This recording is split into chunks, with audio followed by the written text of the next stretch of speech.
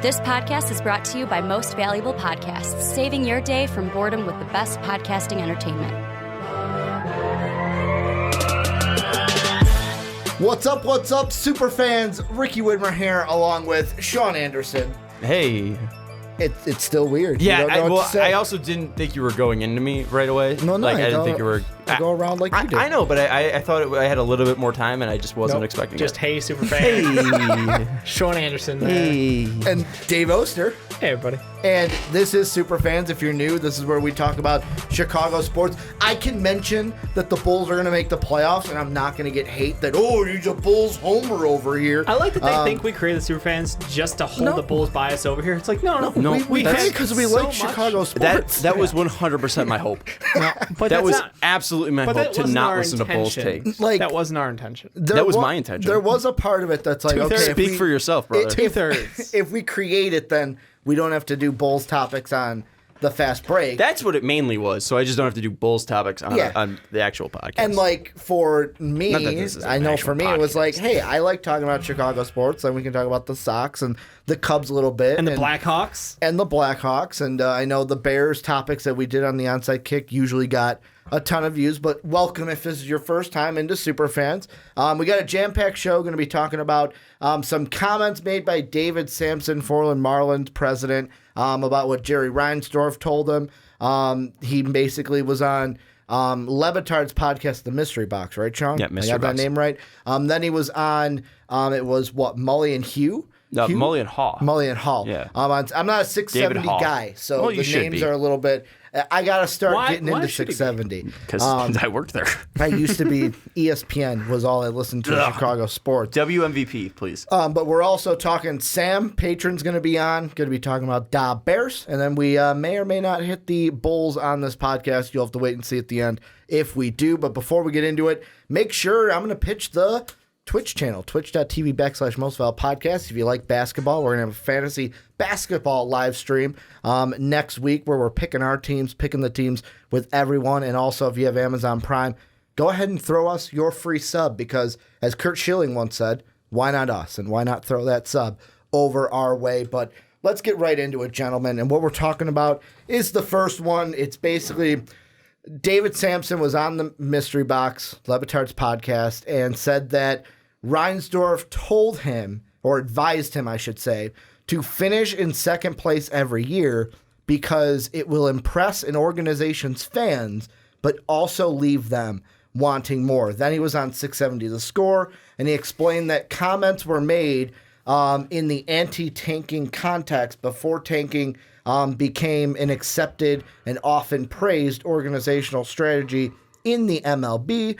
Samson indicated that Reinsdorf made the comments after the White Sox had finished second place 4 years in a row, and around the time Samson broke into baseball, that would put the timeline after the 99 season as the White Sox finished second in their division between 96 and 99. And with that, after he made the comments on Levitard, Reinsdorf did make a statement through White Sox PR and said Didn't remember. He did not recall that. But to add into that, in the actual interview with Mike Mulligan and David Hall on 670 Score 5 to 9, listen at 670score.com, he said that it was not in jest. What Reinsdorf was saying was not in jest, and he doesn't find it to be a bad story. And he was not saying, do not win. Let me be clear. Ideally, you always want to be in it. He said pretty much you're finishing in second place, so there's a good chance that you might finish in first place. That you at least want to be in second place. So he was pretty much more saying that, and I think that the clarification does put Jerry in a better frame. And you were talking when we were coming up here, Ricky, before we did our pre-show, even pretty much before we were even talking about pre-show stuff, that you were like, if I'm a White Sox fan, I'm pissed off by these comments. I am. And immediately when you're not a White Sox fan. No, but like Your if I opinion's was, invalidated. I'd be pissed. But here's the thing is, as a White Sox fan, and when I first originally heard the comments, I had the same exact reaction that Dave did. And I was like, that's a total Reinsdorf move, acting like I know Jerry Reinsdorf. Absolutely. Which I don't. But now the fact that, I've been able to hear the clarification from David Samson. I've also heard Ozzie Guillen on Mully and Haw clarify, and he's talked very highly of Jerry Reinsdorf and also has bashed David Samson, and that's important because Ozzie obviously played under Jerry throughout his whole career and then he got managed fired his after first the team. Fidel stuff, right? Yes. Yeah, but then Ozzie went over and coached for the Marlins, and in that he worked under David Samson. David Samson was the president of the Marlins from 2002 until he was fired by Derek Jeter in 2017, and he pretty much kind of slandered a little bit of David Samson's character and boosted up Reinsdorf. And I believe there was another person that came on as well to support Reinsdorf and what he's been doing. So it seems after those comments have been made, it feels like they were taken a little bit out of context, and it doesn't feel like it was totally fair to jump on Reinsdorf right away. And now that more information has come out, I am backing off a little bit on this. I know White Sox fans have the natural inclination, especially after last season, to say that the White Sox are cheap and that they don't want to spend. And you hear the reports coming out that they offered Manny Machado $250 million over 10 years instead of $300, which was his asking price. And they threw in incentives as well to possibly get the total up to $300, but they weren't going to give him the full $300. Yep. And I think that's what mainly most people are basing their original opinions off of what has happened recently when the Reinsdorf and the White Sox organization have been put in a situation to spend money. And I think that my original inclination was to be pissed off, but now taking in more, I do think that those two can be separate. I don't think Jerry Reinsdorf wants to be in the situation that the White Sox are currently in, and if he could get this team to second place, I think he'd be very happy with it. And currently, to be frank, as a White Sox fan, I'd love to be in second place. So I don't really hate the comments, especially if it means, I do want to make the playoffs still. And I do think that Jerry Reinsdorf does want to make the playoffs because, one, I think he cares about the White Sox. He's been the owner since 1981. And also, if it's all about money, making the playoffs is going to make you more money. So I don't think Jerry Reinsdorf is a stupid businessman. That's why he owns the Bulls and the White Sox. So out of all of this, I don't think that the original comments made on Mystery Box by Samson fully represented the comments made by Jerry Reinsdorf if they were made in 2002 or around that situation. And also, I am not going to bash Jerry Reinsdorf if he said this because honestly, if this team was finishing in second place every single year, I'd be happy because they're competitive and they're competing and they're close. And, you could take that in many different ways because is this team young enough and are they fully scraping this down to compete? That's what we saw when they were making moves to bring in Todd Frazier and all these veterans. It's like, no, we need to strip this down and really move away from all this stuff. Maybe that argument could be brought into to factor, but I think overall, I think Jerry was misrepresented at least when this story first came out. I agree with you on the misrepresented, but at the same time, that's still exactly what happened. It's not a shocker. It's not a swing for the fences answer. Jerry was always the guy who was, in my mind, throughout my history of being a Sox fan, was the guy who's going to pay for a big name, but it's a past his prime big name because he's trying to put butts in seats because he is a bottom line first kind of a guy. And he's made that apparent because we absolutely love over-the-hill left-handed power hitters. That's the White Sox jam for 20 years. It lines up. When the actions are exactly what he said, it hurts a little. Am I disappointed that he's saying don't swing for the fences? Not really. Because in baseball, it's not always the best team that wins in the playoffs. It's not always the best team that's going to take it all. So if you're in second place and you're competing for that playoff spot, you have every chance to get there.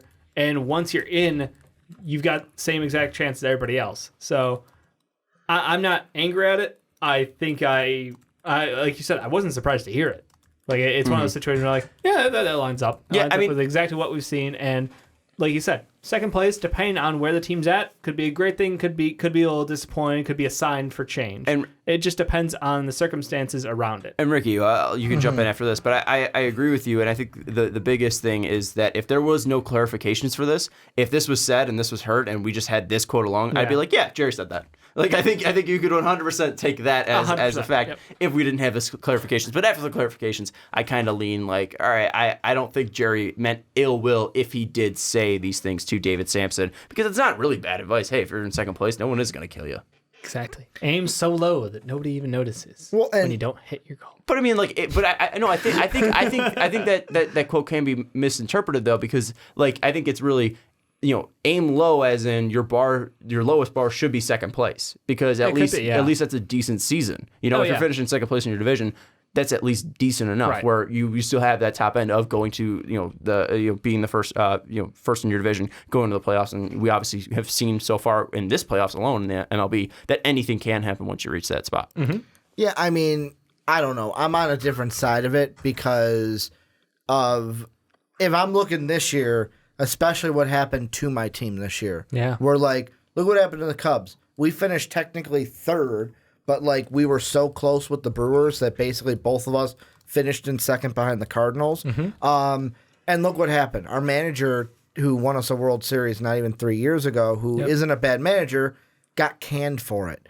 And the thing I look at is taking with a grain of salt the time period and the ecosystem at the time. You got to understand the Yankees were a powerhouse back then.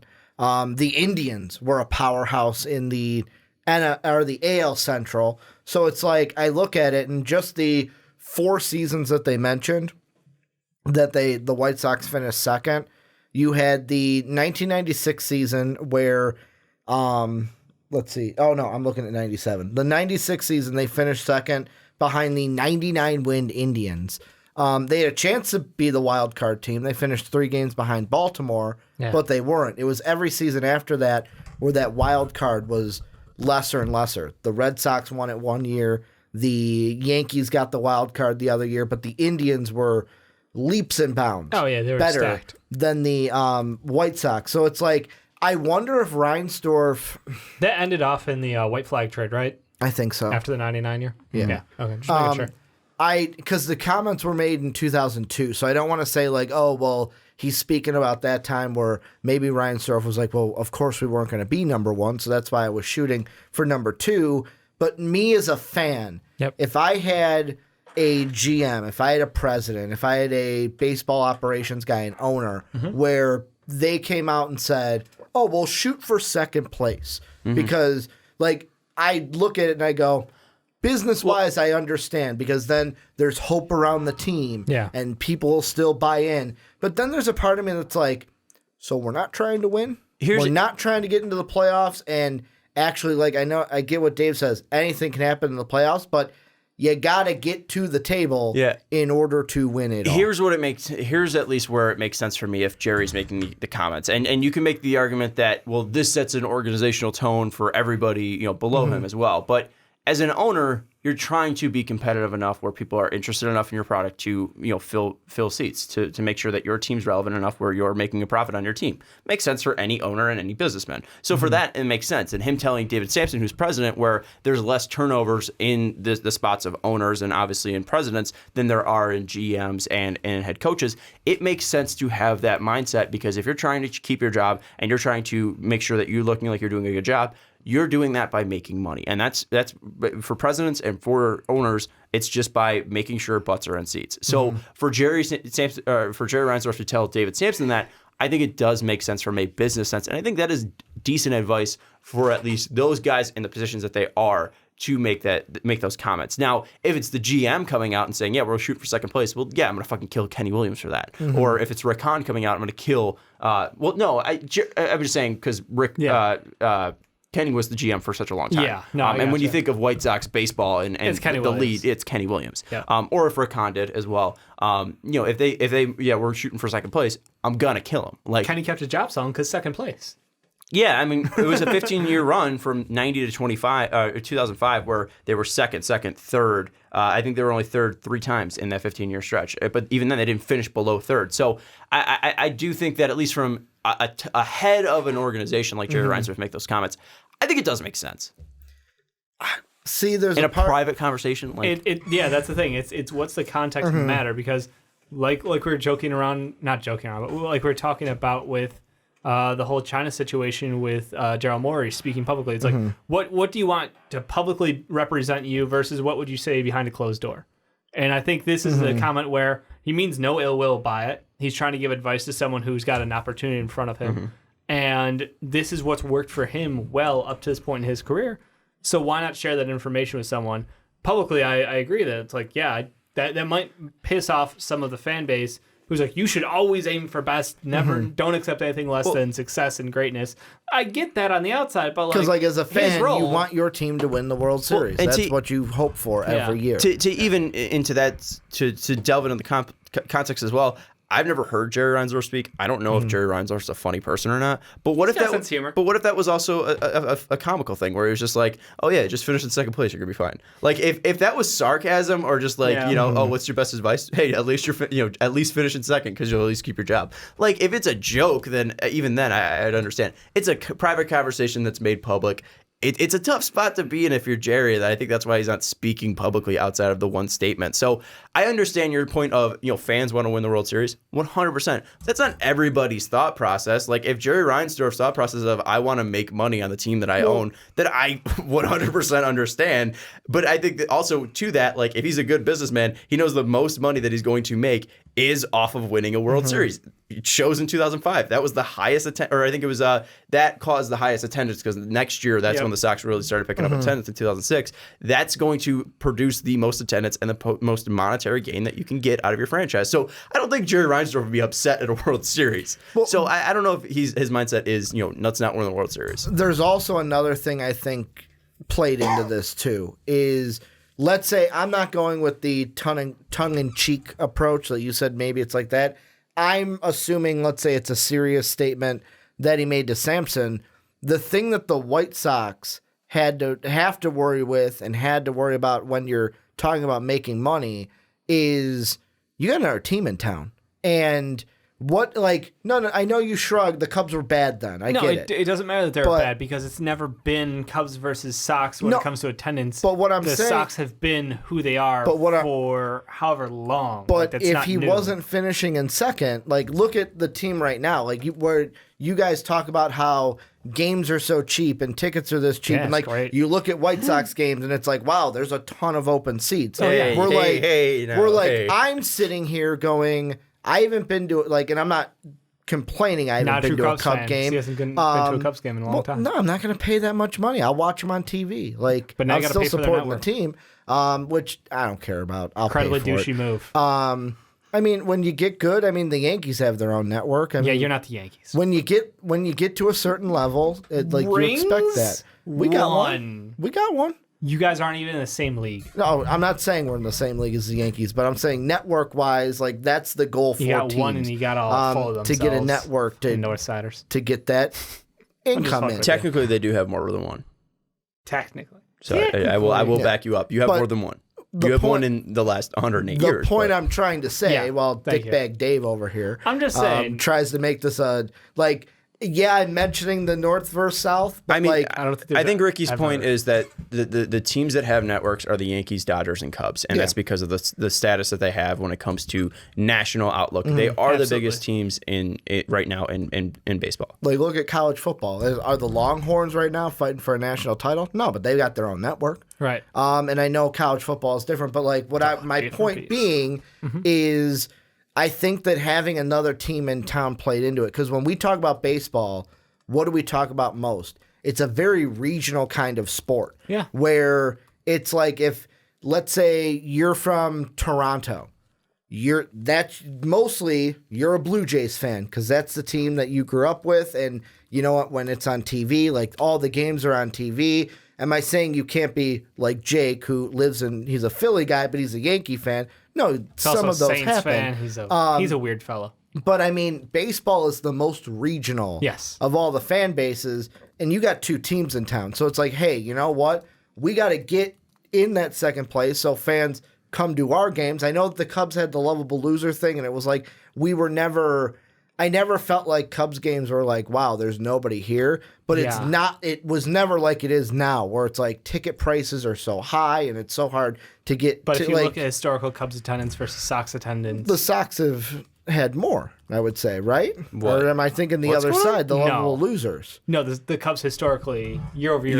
You're But trying is to make that- the argument that the No, I'm asking, because I was a little kid at the time. The Cubs have murdered the Sox in Is that attendance, just- I think, since the birth of Is time. that just because Yeah. our fan base are just masochists and just like No, going to watch our team even though we were bad? I think there's a lot of socio-economical things that kind of build into the location of the stadium, True. the fans Good who point. have availability to it. point. Since I was born, the White Sox have been over 2 million in attendance 7 times. The Cubs have not gone under 2 million since I was born. Then we'll take that. And they've been above 3 since 2000, Then 2004. on the business side, does They that dipped a help little the bit in comments? 2012, 2013, and 2014, but they were still beating the White Sox. Then on that side, does it help the comments made by Jerry because it's like, hey, you know what? We're not like the Cubs. We can't just be in last place and people will come to our games. We got to shoot for, even if we're not going to win because to be the Indians are respectable. so great, we got to get to second so that I can make my bottom dollar. I think that's the is way I'll go closer with to it. a Yeah, true argument then. again, that's why I really can't bash Jerry a ton. I just think that he should have pulled the trigger on the rebuild a little bit sooner. Agreed. And I think now it's going to be interesting coming into this offseason because those were his comments to possibly make the bottom dollar, but you've been making the bottom dollar. This team is ready to, I think, explode. You have possibly a top 10 player in your league in Yohan Moncada. You definitely have a top 10 pitcher in your league in Lucas Giolito. You have the AL batting champ, and I'm not going to come out here and be like batting average matters because I am stark anti-batting average. But here's the times that batting average matters. When you hit over 400 and when Tim Anderson's the batting champion. So those are the only times that batting average ever fucking matters to me. So I'm pumped about it. Shout out Tim Anderson. I'm all about stick talk. I'm all about you chucking your bat. fucking MLB player. He's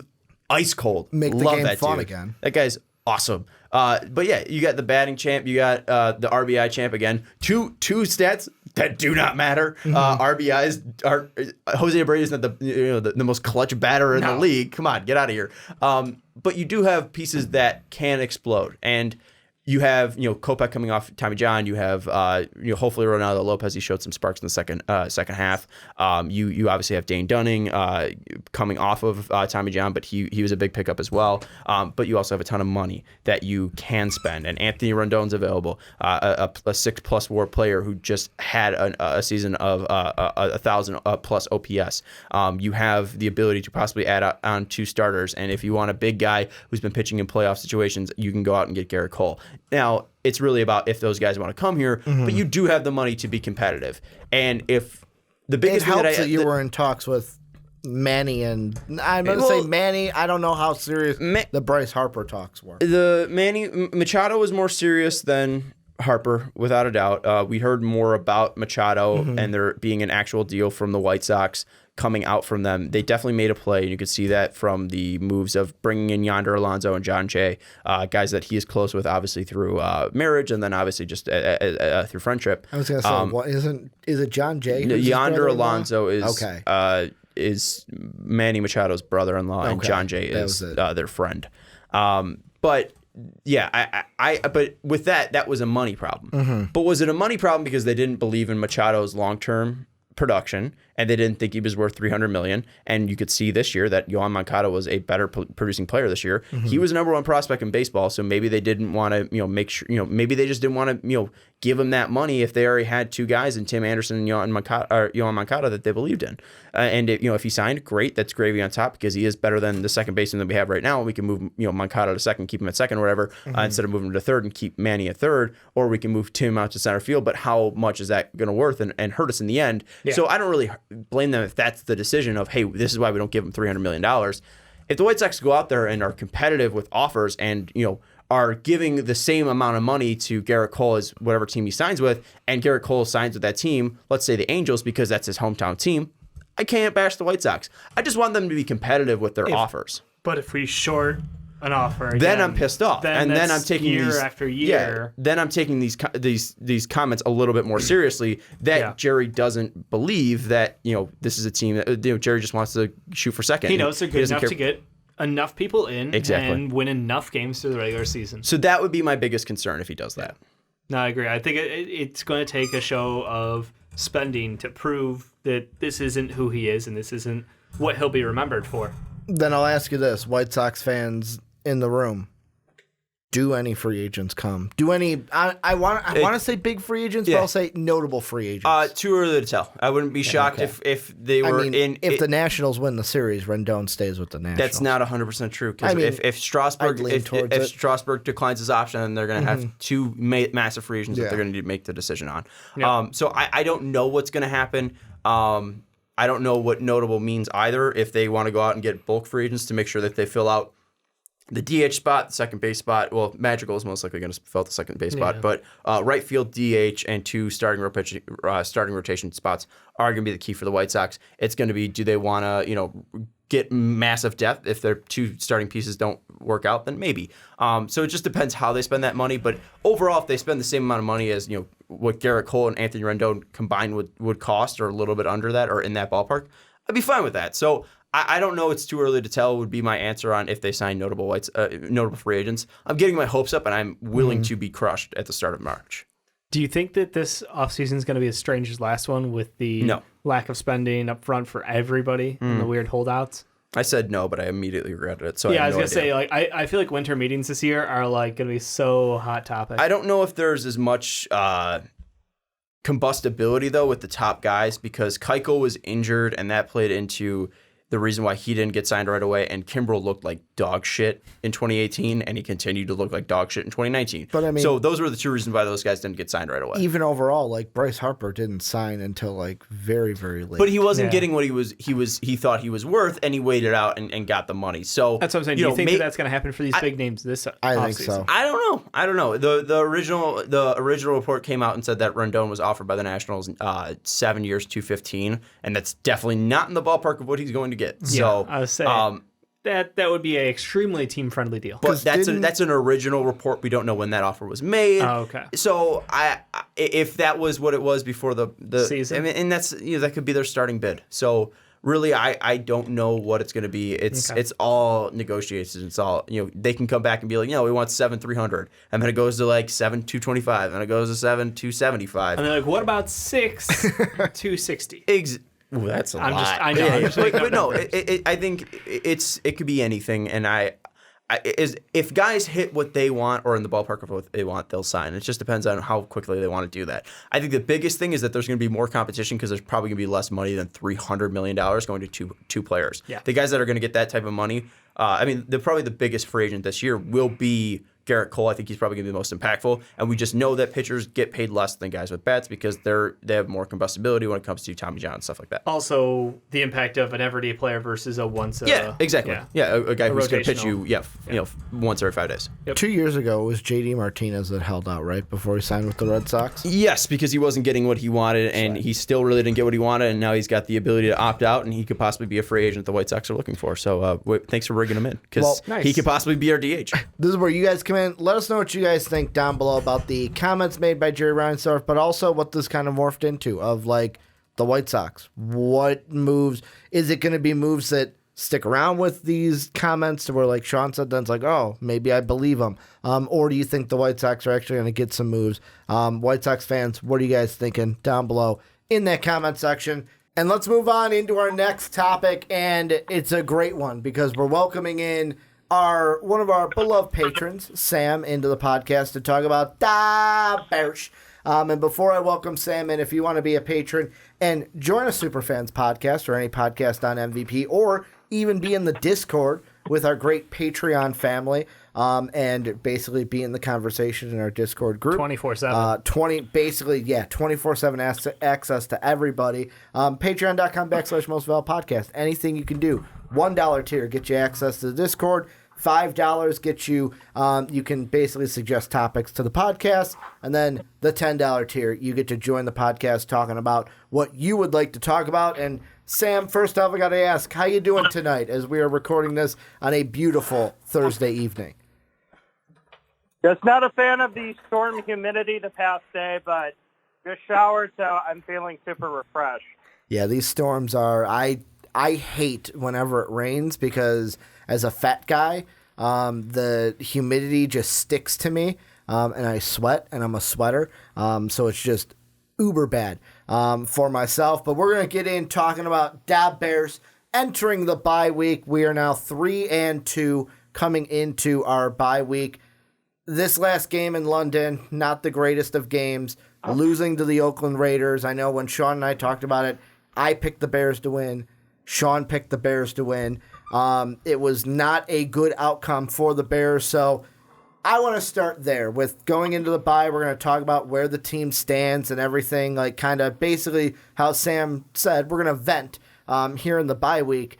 Sam, I want to start with you. What are your immediate thoughts after the Bears lost 24-21 to the Oakland Raiders in London? I basically called that totally happening exactly the way it went down, because I knew as soon as Chase Daniel started in place for Mitch after he busted his shoulder, ironically, against your Vikes again, I knew, okay, so Daniel's going to win the first game, and it's going to be a good showing. Then he'll be just good enough to make us narrowly lost the second one. So yet another repeat of Chase Daniel's overall backup quality, being a quarterback. 500, literally. Yeah, I'm not too shocked that Chase Daniel obviously threw the 2 interceptions and obviously threw the interception to lose them the game. However, I still feel after all of that, even the subpar play of Chase Daniel isn't what I'm taking away. And I don't think Chase Daniel's the reason that they lost. Definitely played a factor. But I think the biggest thing that I'm taking away is the lack of discipline this team has when it comes to the offensive line and their inability to block and their inability not to hold. Anthony Miller's inability to take a taunting penalty after the Allen Robinson's second touchdown and then getting a penalty on the ensuing kickoff to pretty much give them 20 yards of gain on penalties alone on that one play. There is a ton of mistakes when it comes to lack of discipline on this team. Penalties have been absolute killers. They're extending drives. Defensively for the teams, Oakland got a couple breaks when it came to that. They also got Richie Incognito being a complete bonehead, but nothing else is new on that front, hurting their drives as well. But overall, I mean, Chase Daniel is what Chase Daniel expects, but what I took away from that is Chase Daniel could still have a bad game and the Bears can be in a spot to win it. And the Bears did not play a good game in London, yet they still were driving to possibly win that game. So overall, I'm a little with you, Sam. I'm not super upset where we are. Week 5 right now with the Bears bye week. I'm just mainly upset with the lack of discipline, but that's something that can be fixed. Yeah, I'm in a very similar boat. I think it's more of a disappointment as far as that structure around the team and the dumb mistakes that we keep making. And I wonder, we joked about the lack of fall off from a defensive production standpoint, losing out on Vic Fangio. But I wonder if part of that also leads into the he was a whole lot more of a general, or I don't want to say general, but he seemed to have more of a presence around that defense, and I feel like it might be a slight difference or a relaxed room right now. Well, I'm just gonna take that, and I think that it's mainly with Nagy, because it's not just the defensive side; it's the entire team. And that's why I don't really think it's on Pagano or the change to Fangio. I think overall, I'm not upset with the fact that Fangio's gone. I mean, we know that Fangio is an extremely good defensive coordinator, but I don't think he's on levels of Bill Belichick where it's, Bill Belichick and then every other head coach and it's not even close. I think Vic Fangio is definitely an elite defensive coordinator, but Chuck Pagano showing that it wasn't all Vic Fangio last year. Oh, that that this defense has been very good. Penalties have been absolutely brutal for them. But outside of that, you still look at this team and they are able to stop teams. They're still able to pressure teams outside of that Oakland game. But even then, they were still able to force big turnovers. And I think overall, the biggest concerns aren't with Chuck Pagano or the way that this team, the defense is playing. It's mainly with the way the locker room is, and I do think it does have a loose feel, but I don't think it's mainly on Chuck Pagano. I think it's just on Matt Nagy setting that tone in the locker room because it does seem to be team wide. Yeah, for me, the thing that I'm looking at is everything. Because Sam, you brought up Chase Daniel, and for me, everything I'm looking at is Mitch Trubisky, where everyone's like, they released Tyler Bray. He could be back. Mitch could be back after the bye. Tribune even saying that Nagy even said, yeah, he's probably, I'm not going to say for sure, won't rule it out, but leaning towards maybe Mitch being back. The question I want to throw out, because you brought the quarterback situation up, Sam, is because of the loss to the Raiders, does that kind of rush Mitch back? Where I'm not saying Mitch wouldn't be ready week 7 against the Saints, but if the Bears beat the Raiders, does it maybe say, well, you know what, you're not 100%, we don't have to rush it back. Chase can go out there. But now losing to Oakland, and like you said, winning against Minnesota, losing against Oakland, are the Bears going to rush Mitch back because they need him out? I'll air quote it. Need him out there against the Saints more so than Chase Daniel in your mind, Sam? Totally, because that's just the thing. I mean, he's good enough to be a quality backup, but Mitch has just got, he's a lot younger. He's just got better arm strength.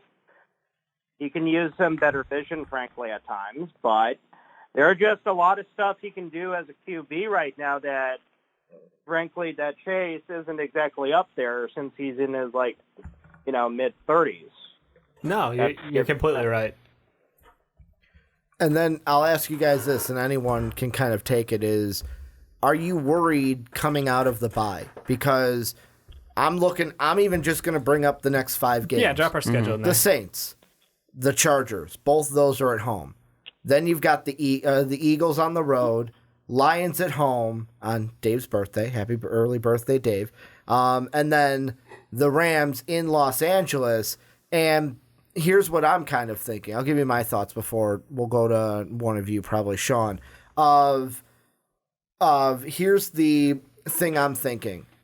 Alvin Kamara, Eckler and Gordon, Kerryon Johnson, Jordan Howard, Todd Gurley.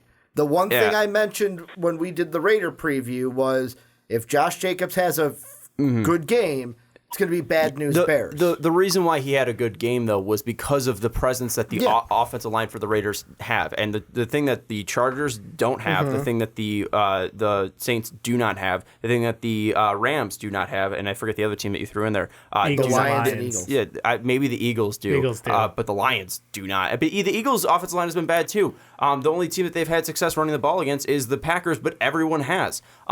They don't have the offensive line that the Raiders do. And I severely underestimated the offensive line for the Oakland Raiders. And you underestimated the Raiders in total, because I remember when they scored 14, I almost tweeted out, at Schwarbo, I almost said, so do you think the Raiders can score 10 points against the Bears? No, I was absolutely wrong. I underestimated this entire team and mainly the offensive line, but I don't think any other team has this offensive line that's going to be this dominant. I do think the Bears also were hurt by the fact that they were traveling over to London. I don't know if the Thursday trip was the smartest idea. And they did travel late because of that. Well, yeah.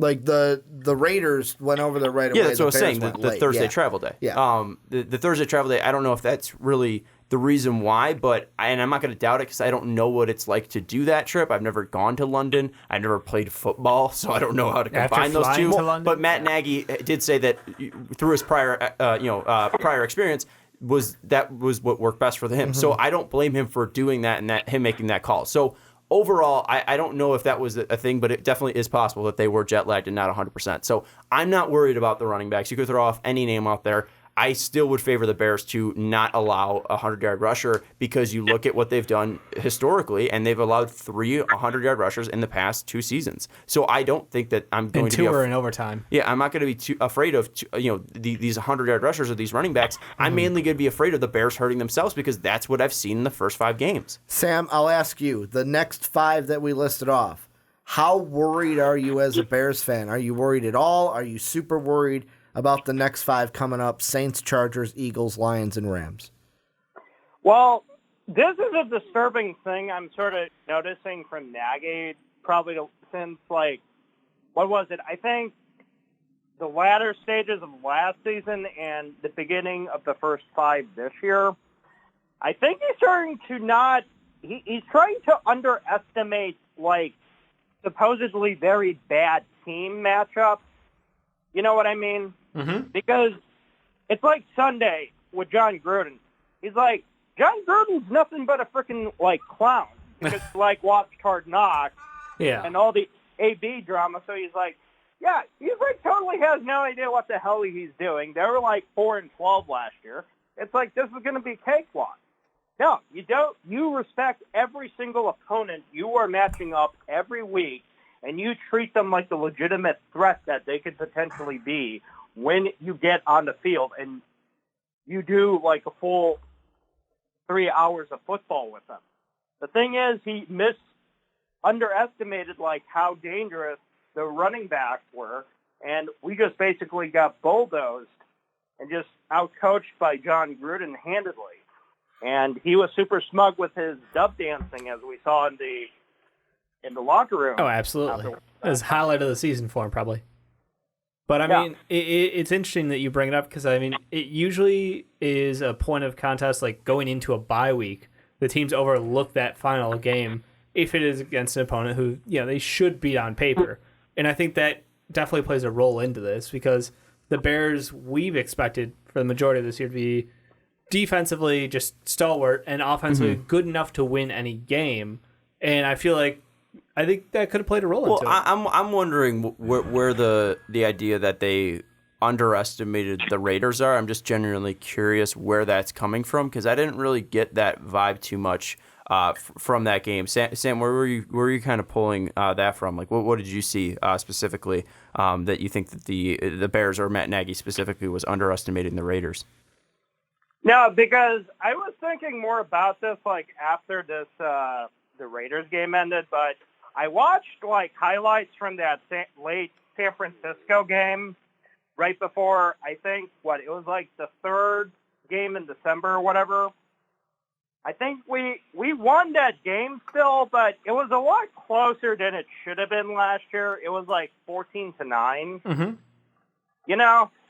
But I saw like a lot of similar trends from him as far as like, it's like he just doesn't like, I don't know, he just doesn't have any urgency about treating like this as a legitimate opponent. So it's like he'll take his pedal off the gas a little bit and he'll just like let it sort of ride. Do you think like play calling wise, he kind of reacted a little bit differently or didn't have the right answers to what the Raiders were throwing out there? Yeah, basically. I mean, he was like a deer in headlights, in my opinion. Yeah, I mean, there was a lack of adjustments, I guess, on the defensive end, but offensively, I felt like they were just kind of stale and vanilla, but you do have a backup quarterback. Do you think they could have relied more on different weapons? I think the biggest thing, just to jump in here, I think defensively, I don't know how much of a say he truly has in what's going on there. Yeah. From what I've heard, he does trust Chuck Pagano. Obviously, Pagano does have his own experience as being the head coach of Indianapolis, so I do think he has faith in Pagano, and I don't think he's going to overstep any boundaries. It feels like Nagy is very much, we've always known that he's preached that BU mentality, so I really would find it odd if he is overstepping his boundaries and stepping over to the defensive side. I think that really the biggest thing was I think the Bears and the players themselves, I think we put too much emphasis on coaching in general. And I think the Bears themselves were just kind of not expecting the push that they were going to get from the Raiders. I don't think they were fully there. I don't think that they were fully ready to go that game. And maybe you could say that it's on the coach to get them up, but yeah. I think physically they weren't there, and that's really not on the coach. Maybe you could again make the argument they should have flown out there earlier. That's very much a possibility, but I do think that this team was just getting out-physicaled that whole entire game, and it's tough to make an in-game adjustment for that because you're not going to be doing strength training during the game. You're not able to rest up for that game. You have to do what you're able to do, and the fact that the Bears were 3 points behind and were driving to possibly tie that game up, or 4 points behind, I forget the score. I do think that Nagy was able to at least get his guys at least motivated coming out in the second half. We did see them punch them in the mouth. So I truly don't know if this can totally be blamed on Nagy's lack of adjustments. I think at least the first half has to be more on the players because they weren't disciplined and I don't think they were ready to go. Maybe it sounds like a locker room and it stems from the top down usually in those cases. But with that, I think it's again we've seen that physically they've been there pretty much every single game outside of the second half of Denver, but that was mainly because the offense couldn't keep the ball in their possession. Other than that, they seem pretty ready to go and pretty dominant. I think you could take into the factor of the London trip. Again, so you want to if you want to toss the London game and say these next 5 games are critical to the Bears' season. Basically, we're facing potentially the best team in the NFC in the Saints. Yeah. And that's with their backup quarterback, right? Because Drew Brees won't be cleared. Drew Brees won't be back until he could be back the week after against Arizona. If not, it'll be 2 weeks after that. I know he's throwing balls, so he could even be ahead of schedule. They're aiming for the... If he plays Arizona after the Bears, that's early. Okay. Otherwise, it'll be after the bye. But with still, that, we're playing a top team. We're playing someone who has had playoff success after that. Yeah, it's just like it's a daunting 5 games. Without a doubt, the London game cannot be thrown out because if you miss the game, the playoffs by a game, you're going to look back at that game being like, all right, that's the game that we could have been in the playoffs.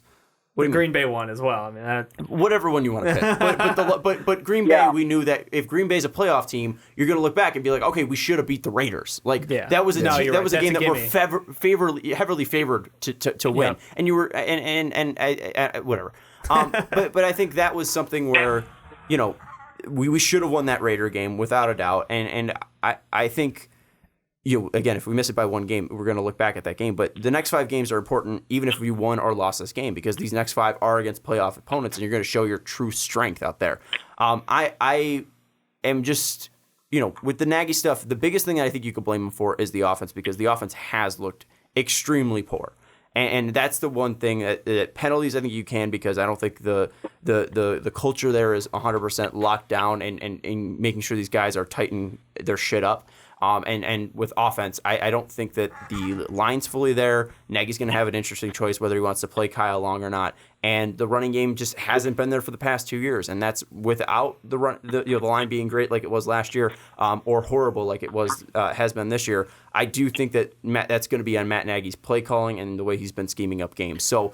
Overall, from that Raider game, I just don't think the Bears were ready, and I think it's probably more 75-25, 75 blame going to the players, because you saw obviously in the second half they were ready to go physically, but with the offense and the play calling, that's on Nagy. Well, I want to get the thing with the offense. I want to mention is the thing I think with the Bears that needs to change is the run game. Where I look at, Cohen's a guy who he's more of an offensive weapon in my mind. He's going to be used more receiving than getting touches in the backfield.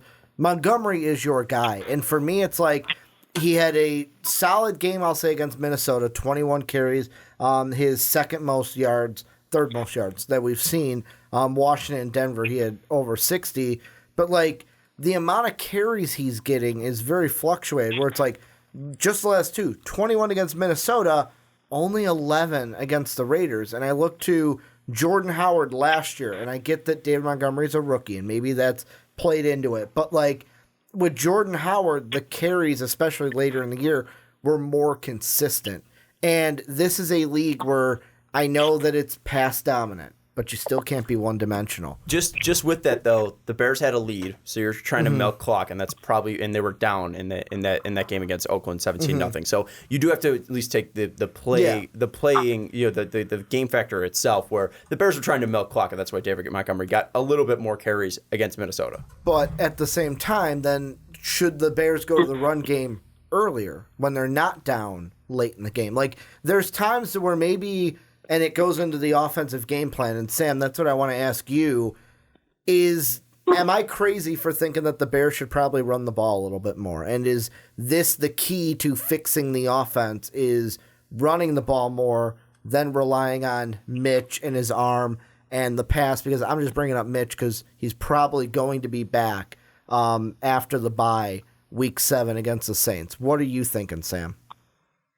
Well, I think one of our biggest offseason mistakes was sending Jordan Howard to Philly, for the love of God. I think we're finding out that, every team needs that bruising, battering ram running back who hounds the defense over the course of the game, and they're just going to wear them down so hard. They'll become so porous by the end. They'll just open up more lanes for your other guys, and you could just basically triple Kingdom, and at least somebody is going to get a couple rushing touchdowns eventually.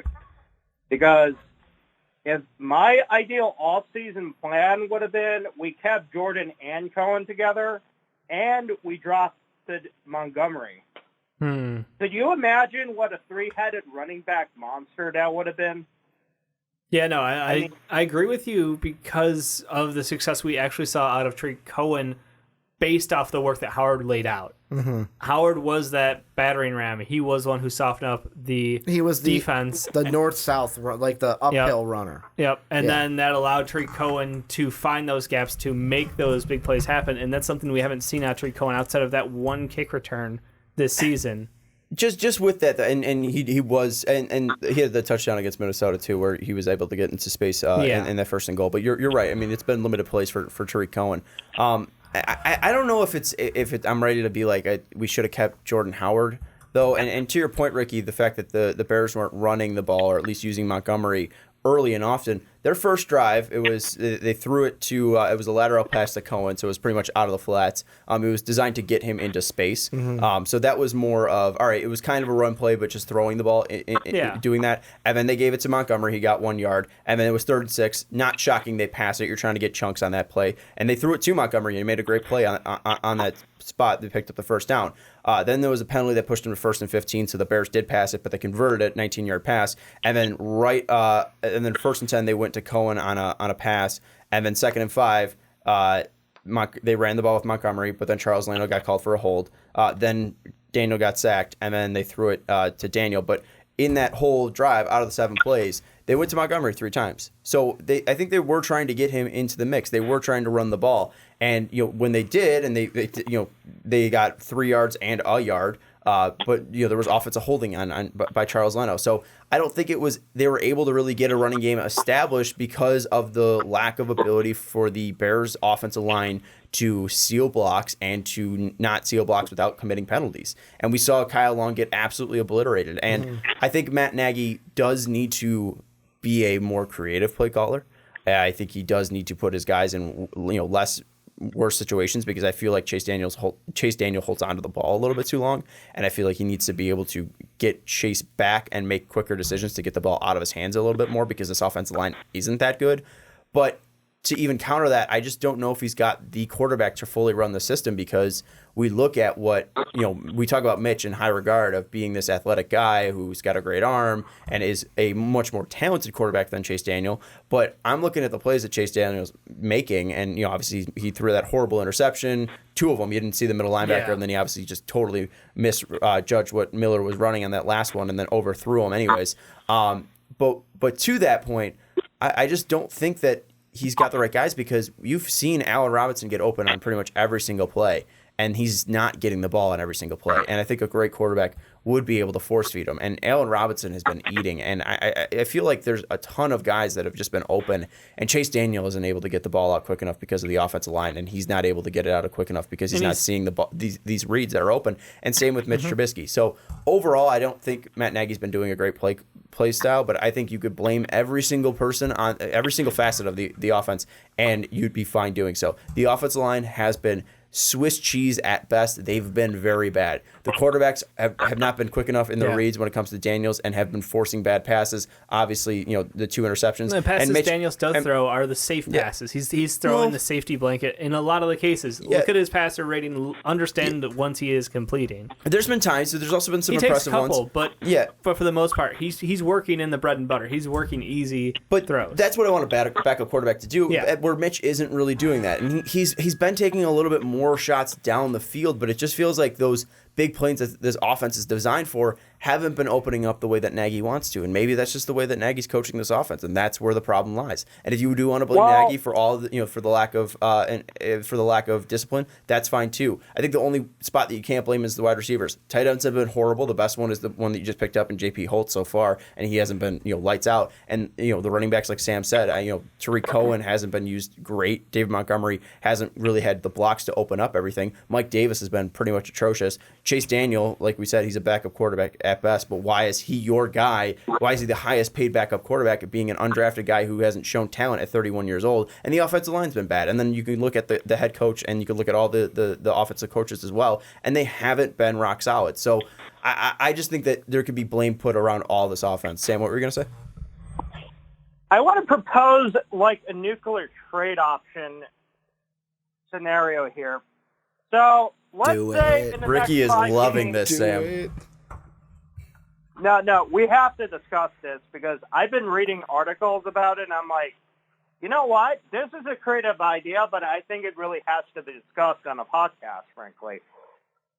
Depending, like, hypothetically, let's say Daniel goes down, too, with some godforsaken injury all of a sudden, too. Mitch does finally come back, but he's, like, continuously underwhelming. Mm-hmm. I believe the NFL deadline is the end of October, if I'm correct, right? Yeah, week 8. Here's the thing.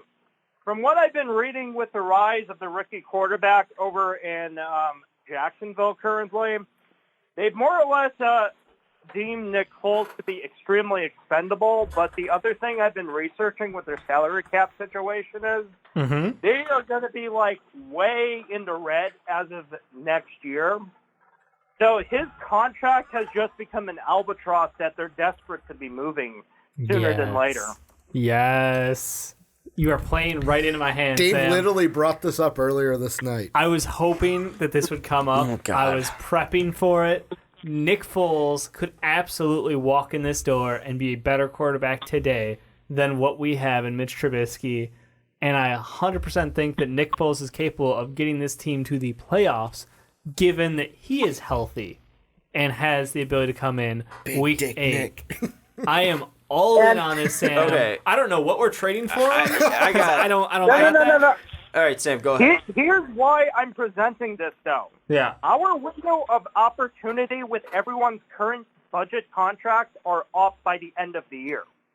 Too many people are up for huge-ass extensions. Mm-hmm. Eddie Jackson. Cody just signed one. We have to replace so many other people. Yeah. We have a decent pool of draft picks right now.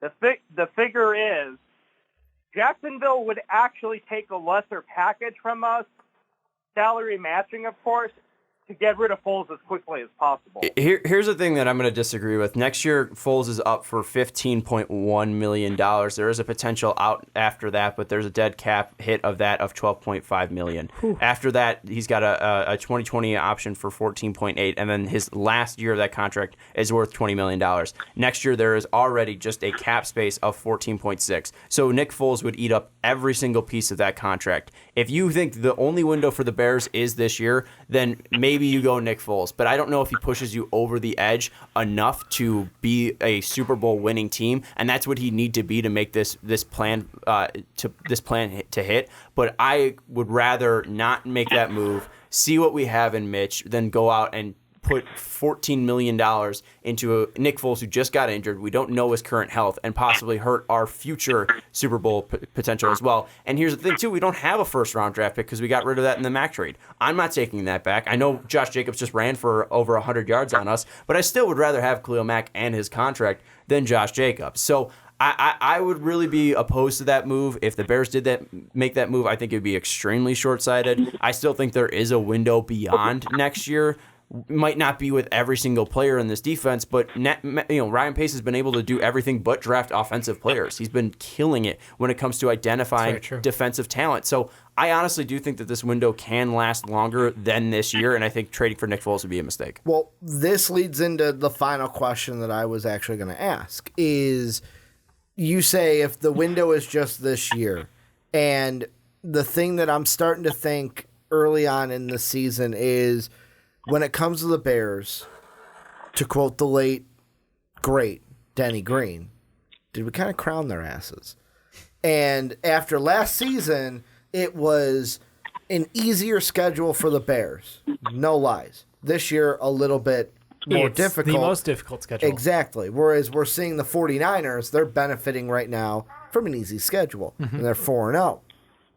I mean, with we don't know what next year's schedule is going to be or the year after. I'm going to have kind of a two-pronged question for going around the horn. We'll start with Sam. The first one is, what's your outlook for the rest of this season? Right now, 3-2. What's your outlook coming out of the bye, and especially these next 5 games? What's your record going to be? And do you think the Bears, should fans panic? Should we not? And even going forward, if this year is a year where, let's say, the Bears miss the playoffs in some way, does that cause panic for the future to where do the Bears have to make a move and go with like a Nick Foles over a Mitch Trubisky? Sam, I want to start with you before we go around the horn to end this topic.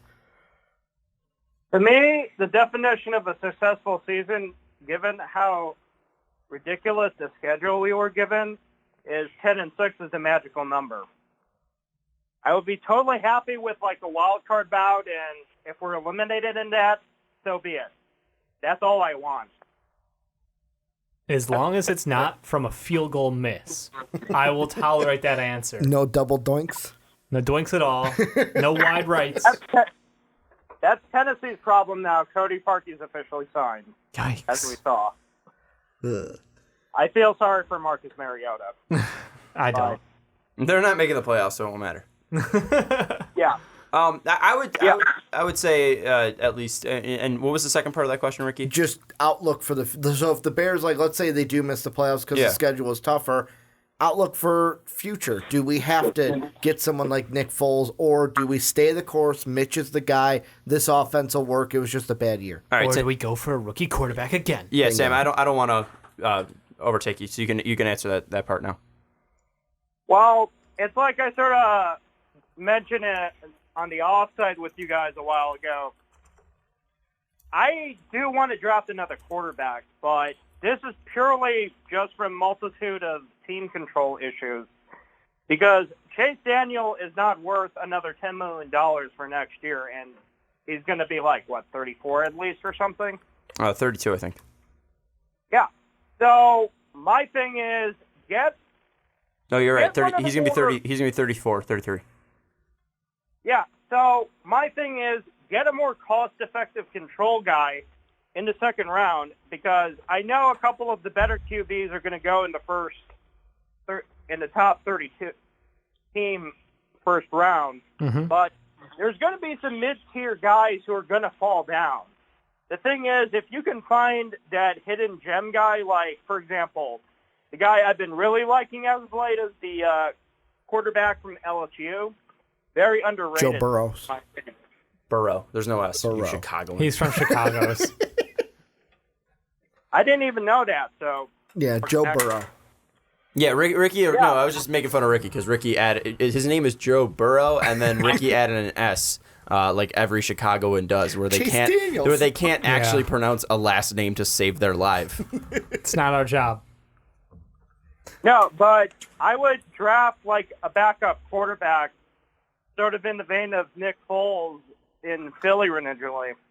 And I would actually give Mitch some competition in order to get a fire under his butt, so he can actually rise up to the challenge. I mean, continue. Yeah. If the other kid ends up overtaking him, well, maybe we found a franchise quarterback that way then. So Mitch becomes a backup. The thing is, that's up to his choice with his ego if he wants to stay or leave in that regard. Yeah, I think one of the big prove-it moments would be in that situation is there's no excuse left for Mitch. He has all the physical talents, but if he doesn't have the right mind and understanding of the offense and the ability to think quickly on his feet and react, then maybe he's not cut out to be the guy. You can be given all the physical tools, but if it's what's above the shoulders that separates, the gifted athletes from the top-tier quarterbacks. And once Bears fans figure that out, I've already told Sean last week, because every time I drive to work, there's a meatpacking place that is a Bears-related thing on their sign. If I have to hear about this meatpacking place again. Well, this week, since Mitch went down, the sign hasn't changed. It said, at this point, do we bring back Cutler? Yikes. I'm like, is that really where our mindset is? But like, what you're going with, Chicago fans if it's a thing of like, if it's mental, like you're saying, and he's got the physical tools, once the fans turn on you, you're done. Like, once Chicago fans turn on you, it's really hard to get them to come back around face. It's very true. It's very true. And it's a sign of concern out of me, at least, that it seems like Mitch Trubisky regressed this year. Mm-hmm. So far, I know, very small sample size. Small sample size. Not even 5. Not 3. Yeah. Small sample size, but still. 3 in 6 plays. Yeah. I didn't even count the Minnesota one. Oh, I know. No, I was being an ass. Yeah, that's what we do around here. That's what we do. Point being, the offense was very complicated, so we had to dumb it down for him again, which this should be when we're putting the foot on the gas pedal and being like, we can really open things up in year 2, right? And we're like, nope. Roll it back. We're playing simple football out here. We paid for one of the best offensive minds in football to be our head coach, and we don't have a guy who can understand a playbook well enough to get success on the field. Mm-hmm. I think that is the biggest thing that needs to be determined this year. That's what has to happen in the next couple of weeks. Mm-hmm. Is we need to figure out if Mitch Trubisky can move forward as a quarterback and grow, or if he's topped out because, look, he's an excellent athlete, but he's just lacking something when it comes to reading an offense and understanding how to play. Yeah, to answer your question, Ricky, for my expectations for this year, I think it just relies strictly into the playoffs. I expect this team to make the playoffs, and or maybe not expect, but that's what the expectation should be. They should make the playoffs as the team that made the playoffs last year. Those were the expectations coming into the season, and I don't think we should change our mind. This is pretty much largely the same roster as it was last year, and Matt Nagy, yes, you got a harder schedule, but you should be able to scheme around that. You still have a very talented team and a very talented defense, and you should be able to win games. And here's the bright side. 5 games, you were in every single game. You were driving to possibly tie up that game in London, and you had multiple opportunities to score more than 3 points in that game against Green Bay. So I don't think it's gloom or doom time. I don't think it's time to fire anybody into the sun here. But it is a prove it year. Can Matt Nagy make sure send him to the moon? Shoot him to the moon. I don't think it's shoot him to the moon time. If Matt Nagy is able to rally this team back, and you're able to become a playoff team, then I think that's absolutely great.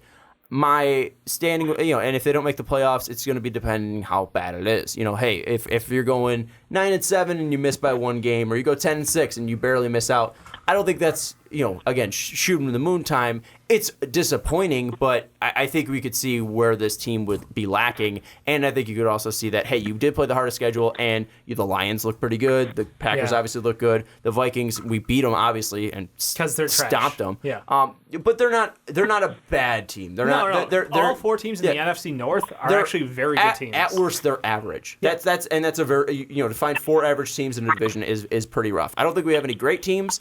I think the great team is the Patriots, shocker, in the NFL. I don't think any teams are up to that level where there is a dominant team. There's no dominant team. If the Packers have their A game, like their A game, A+ game, they could be a great team because they've got a better defense this year. Aaron Rodgers. But are they right now?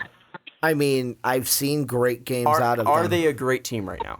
No. Would you? Because they're not consistent yet. Okay, as soon as they get consistent, then they go into great and that's why territory. I can't call them a great team. I think they're a very good team and probably the best team in the NFC North right now. But I wouldn't say that the Bears would lose to them 10 times out of 10. I would honestly think that it's a very fair matchup each and every time going out. I don't think the Packers are great right now. They can be great without a doubt.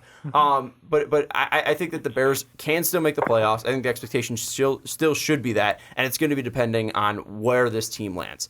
And then for at least the quarterback situation, I am going to be curious on if Ryan Pace does get the opportunity to draft another quarterback or the future franchise quarterback. If he doesn't take a quarterback in this year's draft, he will be extremely wrong in that idea. Chase Daniel's contract will be up. He will be an unrestricted free agent. I don't see a point in bringing him back. He was supposed to be that transition piece for 2 years to make sure that Mitch Trubisky was able to pick up the offense and be able to teach Mitch Trubisky how to be a quarterback. I think it was a very good idea, but now it's time to actually get some youth injected into this this franchise, possibly find someone who can be a future quarterback if Mitch isn't there, and also just give you time to have a guy that isn't going to cost you $6 million at the backup quarterback position, where you can have a guy on a cheaper rookie deal to help out the fact that you need to bring all these other players back and possibly sign extensions. So is it Fromm?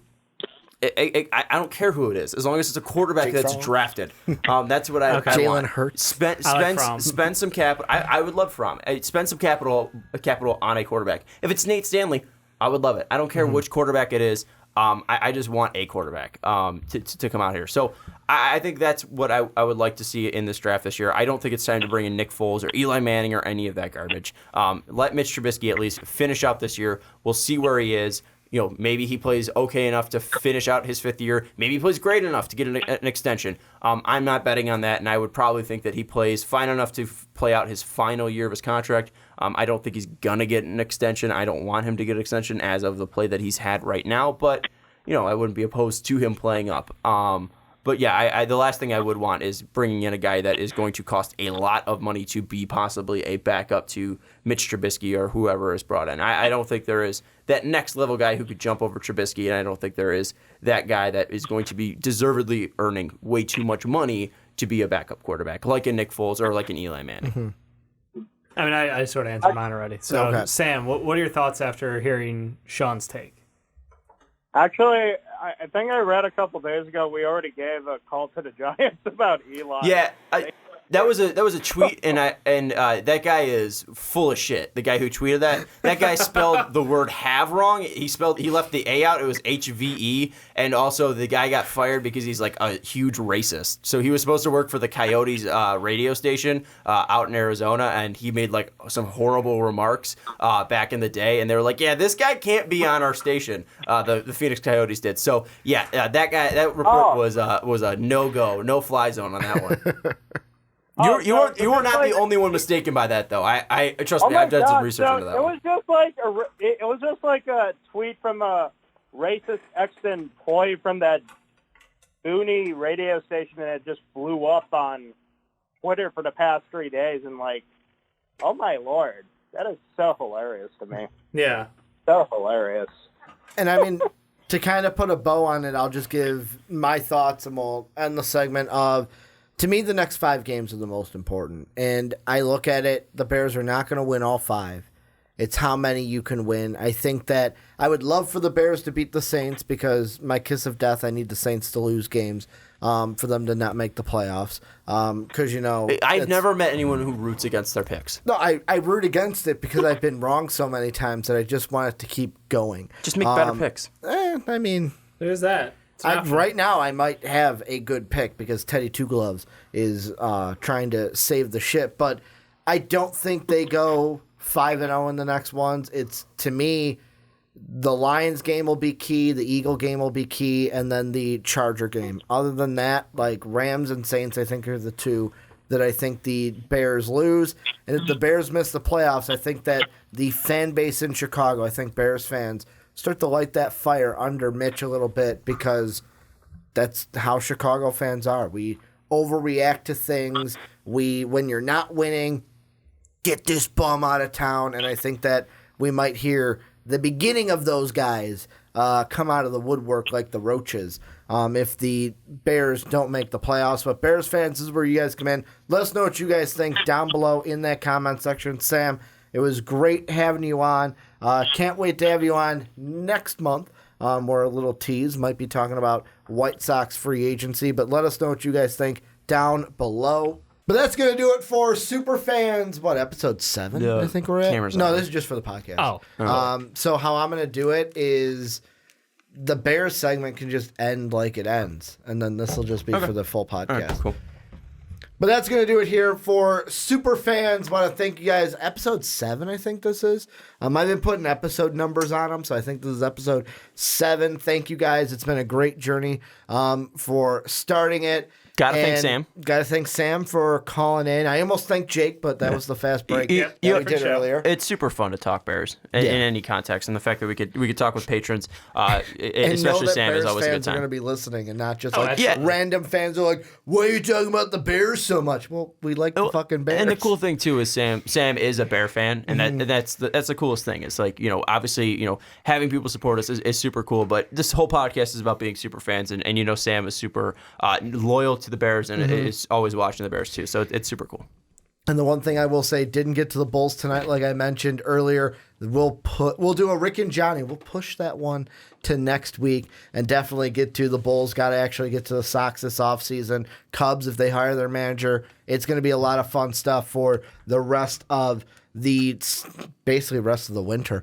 But make sure to check us out on patreon.com/Most Valuable Podcast. That's how you support us. You can also twitch.tv/Most Valuable Podcast. You got that Amazon Prime. Make sure to throw that free sub over to us. You can follow us on Twitter at Ricky Widmer, at Schwarbo, at Dave_don't_tweet, and at Most Valuable Pod. But thank you guys for checking out this episode of Superfans, and we'll be back with you next week.